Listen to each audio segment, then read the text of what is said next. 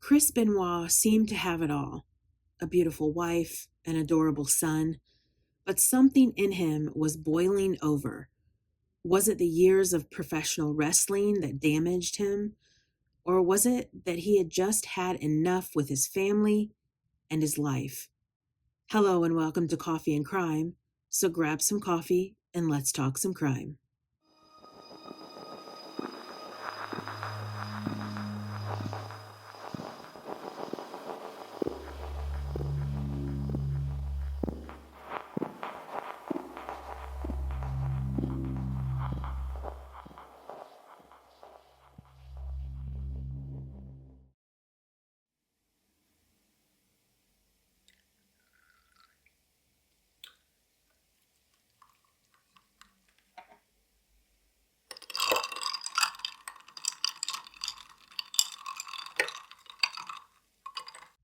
On Saturday, June 23rd, 2007, Chris Benoit was scheduled to appear at a WWE live event in Beaumont, Texas. He contacted WWE and informed them that he would not be attending the show due to his wife and son being ill. The executives rebooked Chris's flight for the following morning. They made other arrangements for him to attend the pay-per-view event in Houston on that following Sunday. WWE employees attempted to confirm with Chris his travel plans, but were unable to contact him. On that same day, Chris's coworker, Michael Parker, received a voice message from Chris around 1:57 p.m. Listening to the voice message, it seems as if Chris is frustrated about work. However, there is a bit of slurring and confusion coming from Chris. Early Sunday morning on June 24th, Chris sent 5 text messages to coworkers between 3:51 and 3:58 a.m. Text message 1 to 2 coworkers sent on June 24th at 3:53 a.m. from Chris read, "My physical address is 130 Green Meadow Lane, Fayetteville, Georgia, 30215. Text message 2 to 2 coworkers sent June 24th at 3:53 a.m. from Chris's phone read, "The dogs are in the enclosed pool area. Garage side door is open." Text 3 to 2 coworkers sent at 3:54 a.m. from his wife Nancy's phone read, "My physical address is 130 Green Meadow Lane, Fayetteville, Georgia, 30215. Text 4 to 2 coworkers sent at 3:55 a.m.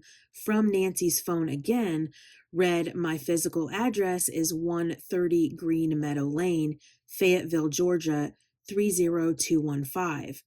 And text 5 to 1 coworker sent at 3:58 a.m. from Nancy's phone read, "My physical address is 130 Green Meadow Lane, Fayetteville, Georgia, 30215. Throughout the day on Sunday, WWE made numerous attempts to contact Chris, both at home and at local hospitals in the Atlanta area. They were unable to establish contact with him. And at 12:30 p.m. on Monday, June 25th, WWE officials were notified of the numerous text messages Chris had sent to his coworkers the previous day. And by 12:45 p.m., WWE contacted the Fayetteville County Sheriff's Office, requesting they check on the Benoit family. After receiving the request for a welfare check, the police drove to 130 Green Meadow Lane. They made entry into the Benoit home and discovered Nancy Benoit, age 43. She was strangled. A Bible was left beside her body. She had bruises on her back and stomach, consistent with Chris pressing a knee into her back while pulling on a cord around her neck. Daniel Benoit, age 7, was also strangled. He had no signs of restraint. He did have internal injuries to the throat area, but no bruises, indicating he may have been killed by a choke. And Chris Benoit, age 40, had hung himself with the cord of a weight machine in his basement. Toxicology reports stated that at their time of death, Nancy had 3 different drugs in her system. Xanax, hydrocodone, and hydromorphone, all of which were found at the therapeutic rather than toxic levels. Daniel was found to have Xanax in his system, which led the chief medical examiner to believe he was sedated before his murder. Chris was found to have Xanax, hydrocodone, and an elevated level of testosterone in his system. The medical examiner also stated that there was no indication that anything in Chris's body contributed to his violent behavior that led to the murder-suicide, concluding that there was no roid rage involved. The Fayetteville County Sheriff's Office contacted WWE around 4 p.m. to inform them that they had entered the Benoit family residence and found 3 deceased bodies, an adult male, an adult female, and a male child. They were told that the home was considered a major crime scene. It was determined that Chris had murdered his wife Nancy on June 22nd. Then on June 23rd, he killed his son Daniel. Then on June 24th, he killed himself. A 3-day double murder and suicide. The decision to cancel the live event scheduled in Corpus Christi, Texas that night was made between 4 and 5 p.m. In keeping with company policy and with limited knowledge regarding facts of the case, WWE chose to air a memorial dedicated to the career of Chris Benoit. As facts emerged surrounding the case, all tributes to Chris were removed both on air and on WWE.com. Chris Benoit made his first debut on November 22, 1985. His ring names were Chris Benoit, the Pegasus Kid, and Wild Pegasus. He was also nicknamed the Canadian Crippler and the Rabid Wolverine throughout his career. Standing at 5 feet 11 and weighing 229 pounds, Chris was strong and dedicated to his career. He held 20 championships between World Wrestling Federation, World Championship Wrestling, Extreme Championship Wrestling, New Japan Pro Wrestling, and Stampede Wrestling. He was a 2-time world champion and reigned as a 1-time WCW World Heavyweight Champion and a 1-time World Heavyweight Champion in WWE. He was booked to win a 3rd World Championship at a WWE event on the night of his death. Chris was the 12th WWE Triple Crown Champion and the 7th WCW Triple Crown Champion, and the second of 4 men in history to achieve both the WWE and the WCW Triple Crown Championships. He also headlined multiple pay-per-views for WWE. Chris seemed bigger than life, and in some areas he was. At November to Remember in 1994, Chris was in a match with Sabu, a hardcore wrestler and 3-time world champion who pioneered Extreme Championship Wrestling, better known as ECW. Within the opening seconds of the match, Chris threw Sabu with the intention that he take a face-first pancake bump, but Sabu attempted to turn mid-air and take a backdrop bump instead. He did not achieve full rotation and landed almost directly on his neck. After this, Chris returned to the locker room and broke down over the possibility that he might have paralyzed him. Chris was unhappy working for WCW. It's believed that the company pushed older and more established wrestlers, despite the upcoming fresh new talent. One last attempt was made in January 2000 to keep Chris with WCW. However, his career with them was not to last, and Chris made his exit alongside his best friend, Eddie Guerrero. Eddie was widely considered to be one of the greatest and most influential professional wrestlers of all time. Upon their first meeting in the early 90s, Eddie did not like Chris. However, something changed, and Chris and Eddie became the best of friends and co-workers. It seemed there wasn't a moment when Chris and Eddie weren't together, either on the screen or in their day-to-day lives. But like many of us, Eddie unfortunately had his own demons. Eddie became addicted to alcohol and painkillers, which would cause his termination from WWE in 2001. He then would check himself into rehab.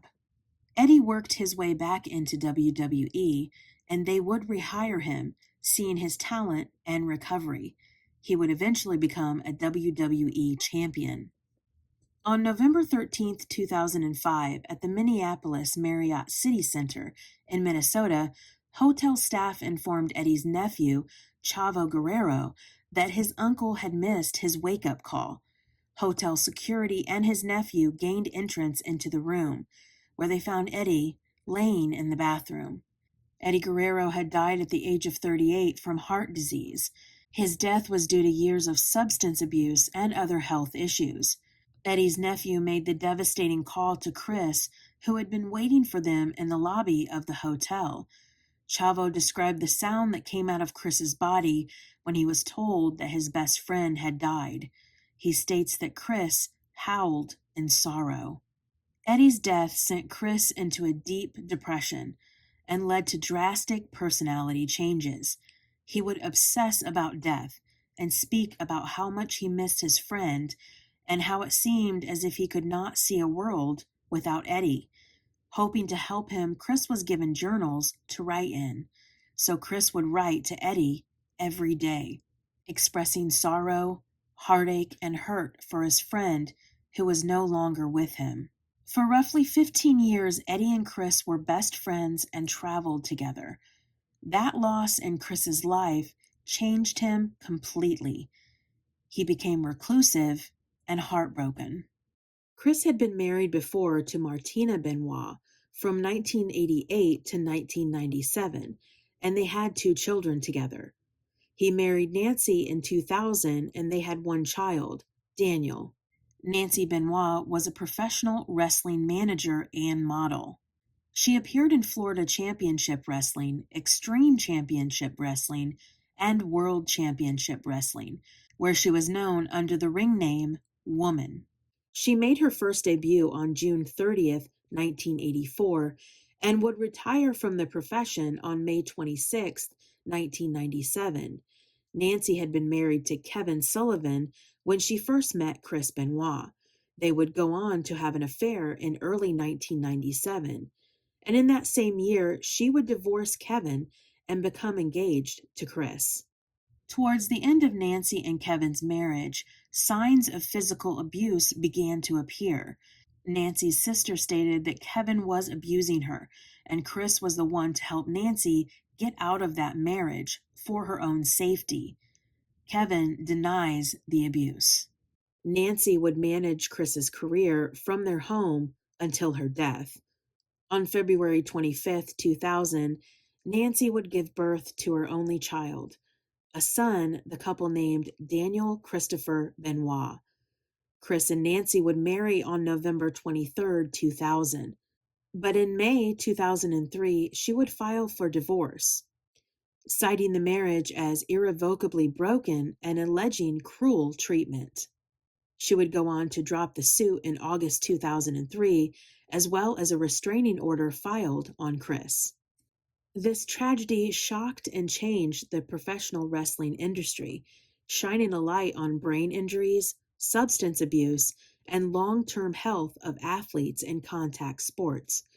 The Concussion Legacy Foundation suggested that depression and advanced chronic traumatic encephalopathy, better known as CTE, a condition of brain damage from repeated strikes to the head that Chris had sustained throughout his pro wrestling career, were likely contributing factors of the crimes. Because of the murders, Chris Benoit's legacy in the professional wrestling industry is widely controversial and heavily debated. He was renowned by many for his exceptional technical wrestling ability, and Chris was considered by Dave Meltzer, a combat sports journalist, as one of the top 10, maybe even top 5, all-time greats in professional wrestling history. Pro wrestling fans and industry alumni have made arguments for Chris Benoit to one day be entered into the WWE Hall of Fame. However, the overwhelming opinion from the majority of industry veterans is that the nature of Chris's death disqualifies him from that honor. I have been haunted by this crime, and I want to voice my opinion on Chris Benoit. I believe Chris Benoit is a murderer. I do not condone what he did at all. I believe due to decades of physical abuse to his body from being a professional wrestler took its toll. Neuroscientist and retired professional wrestler Christopher Nowinski contacted Chris's father and suggested that years of trauma to his son's brain may have led to Chris's actions on the day of the murder-suicide. Tests were conducted on Chris's brain, and results showed that, quote, Benoit's brain was so severely damaged it resembled the brain of an 85-year-old Alzheimer's patient. He was reported to have an advanced form of dementia, similar to the brain of 4 retired NFL players who had multiple concussions, sank into depression, and harmed themselves or others. They concluded that repeated concussions can lead to dementia, which can contribute to severe behavioral problems. Chris Benoit must have been in extreme pain. So to combat that pain, he abused drugs. I believe his marriage was filled with turmoil, abuse, and uncertainty. I do believe Nancy and Chris loved each other very much, but should not have continued in the marriage. Chris Benoit was in pain, his body ravaged by years of abuse, and his mind simply disappearing. Did he know what he was doing on that day in June? I don't believe he did.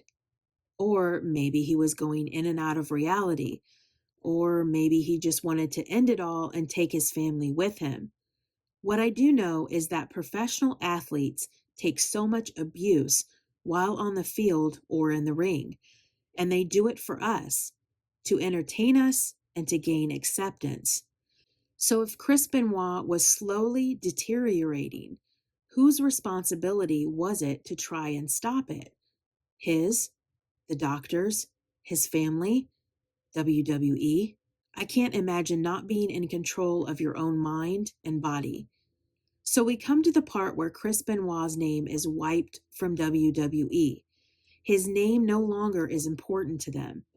And that in itself is sad.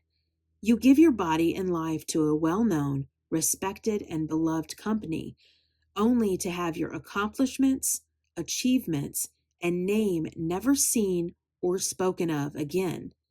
Does Chris Benoit deserve his name in the WWE Hall of Fame? My simple answer is yes. Tell me what you think in the comments below. Thank you for watching Coffee and Crime. Join me every Tuesday as I delve into the darker part of our society with another episode of Coffee and Crime. I'll see you next time.